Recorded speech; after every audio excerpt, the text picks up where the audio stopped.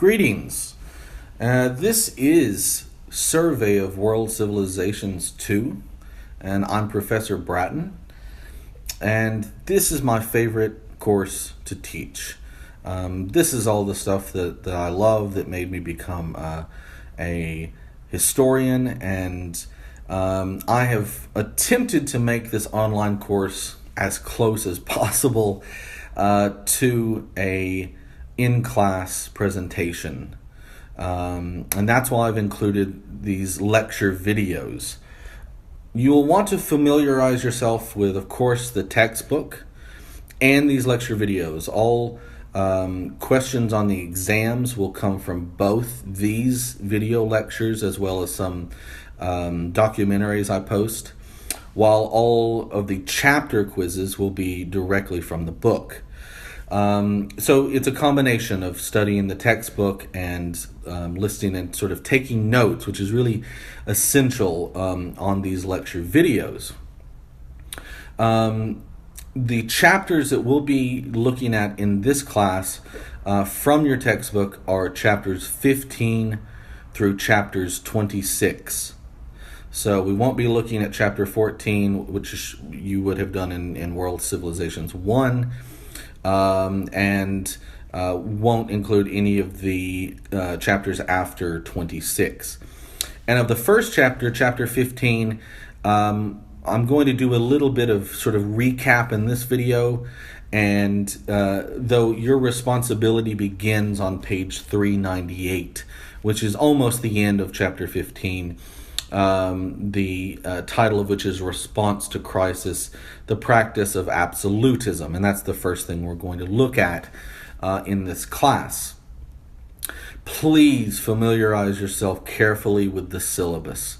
The syllabus should have answers to everything, to any questions that you have. And of course, if you have questions on the syllabus, please feel free to email me.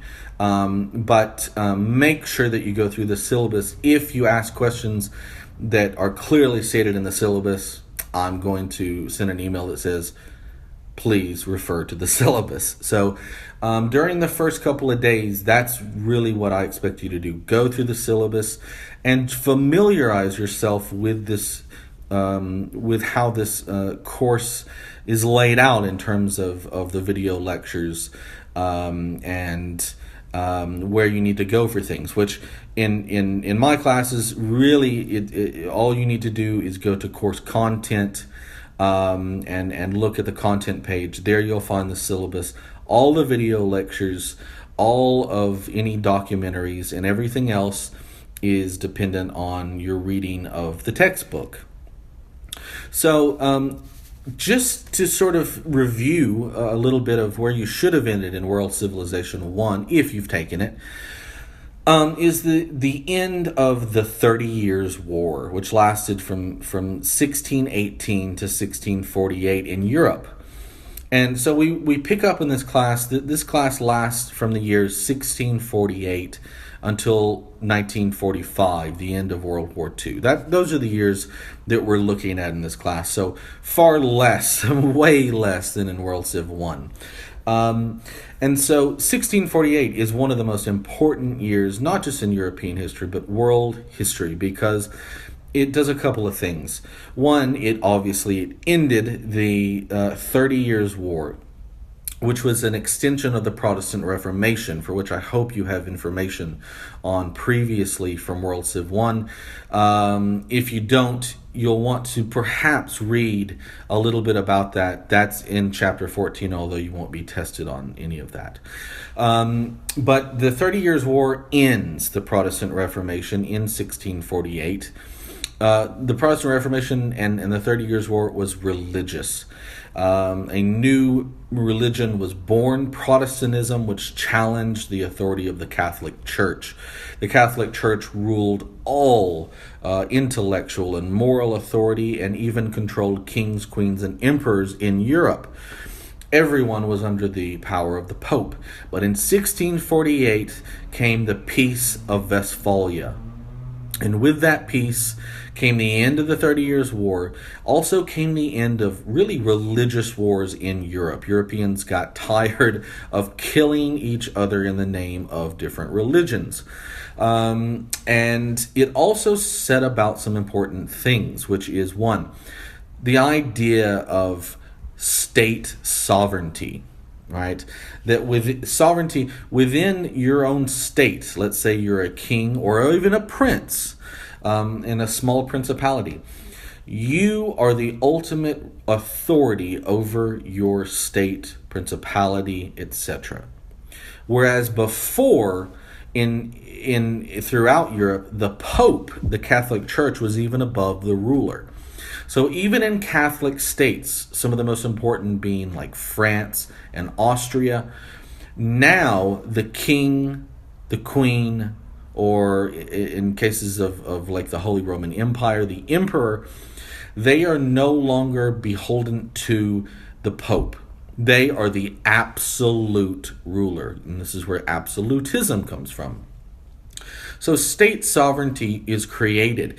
And why it's so important, of course, just in terms of world history, it's still used today, the idea of Westphalian sovereignty, in that, let's say, the United States, there is no one institution or person outside of the U.S. that has control over the U.S.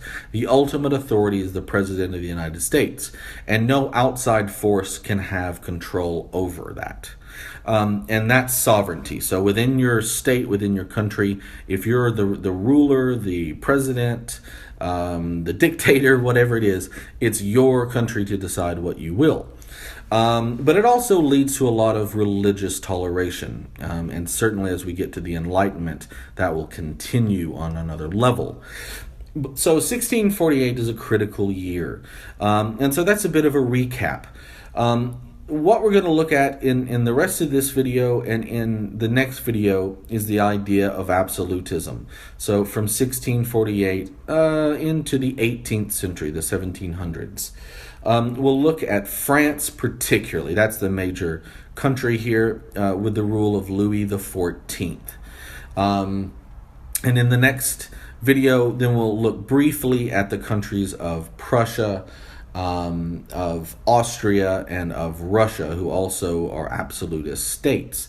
But as I said, France is the major figure here. So on page 398, you're looking at the focus question. What was absolutism? And then what were the main characteristics of absolute rule that emerged in countries like France, Prussia, Austria, and Russia? And that's the major question.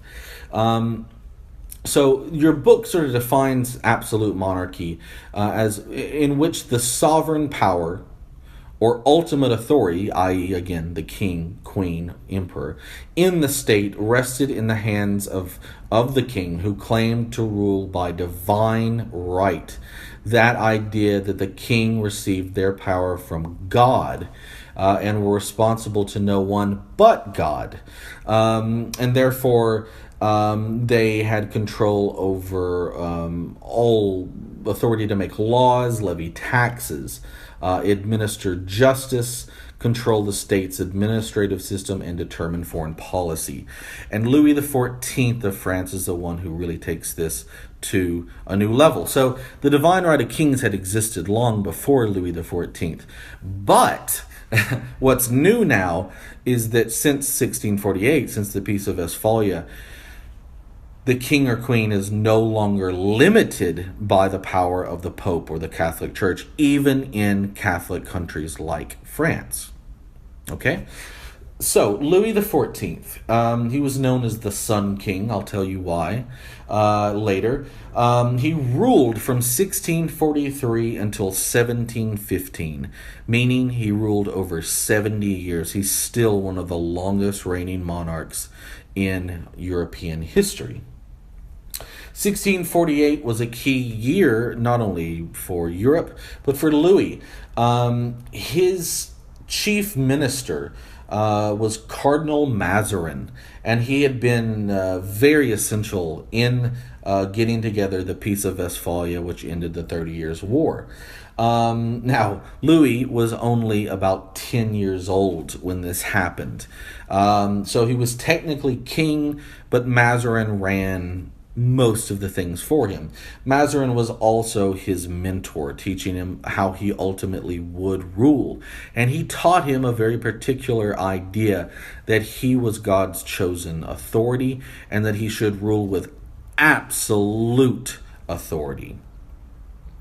Things early in Louis XIV's life were where the French Parliament had gone to war with the royals, with the nobles and the royalty, and this was a period in which Louis and his family suffered incredible hardships. They lived in this palace, but they lived in poverty, in starvation. Louis had about two types of clothing. He had his sort of ragamuffin clothing and his royal gear, and that was about it. And there were often times when they were starving because the royals were at war with their own people, basically. Ultimately, this civil war ended in 1653. And it was on the side of royalty.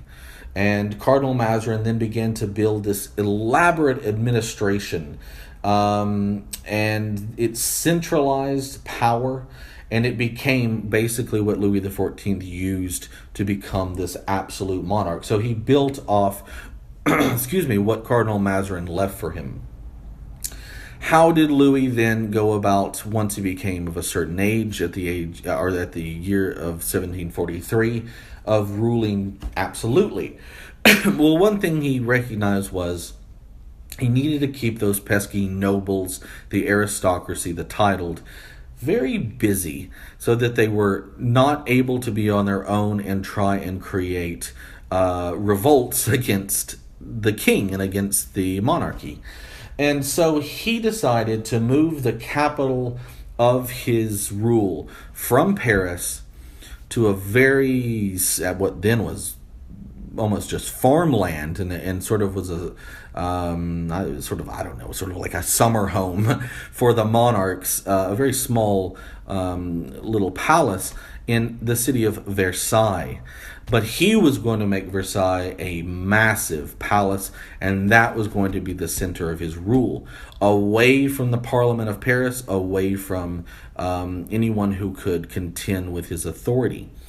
And not only did he create this vast palace of Versailles, he then created a system in which the nobles had to, one, come to Versailles and live in Versailles in these apartments if they ever hoped to gain the king's ear. So if they wanted anything, which they all did, they were going to have to live in his court by his rules. What he was doing, of course, was keeping them busy and under his eye. They can't create insurrection if he's got his eye on them, and he was watching and listening all the time. So they actually came to Versailles, the nobles, and not only did they live there, they had to pay rent to live in the apartments. And he created this whole system at the court where you had to dress a certain way and you had to present yourself a certain way. And it cost the nobles tons of their money. And they didn't necessarily recognize it, but he was taking advantage of them. And they were paying him to be watched over by him, the king. And they were constantly just waiting for that moment with which he would just barely move his finger and sort of say, you can come talk to me. What do you want? And he only chose those people who he recognized were always there. They had to constantly be watching him. This is what he created, was this voyeuristic society in the court. Nobles were supposed to watch him wake up in the morning, so they had to be fully dressed and ready to go by the time he was waking up. He expected them to watch him eat lunch and dinner and everything else. And if he noticed you weren't doing that, you would never be in his favor. And this is one of the major ways he was able to keep the nobility in check. So we'll pick up there, and then we'll look at some of these other countries in the next video.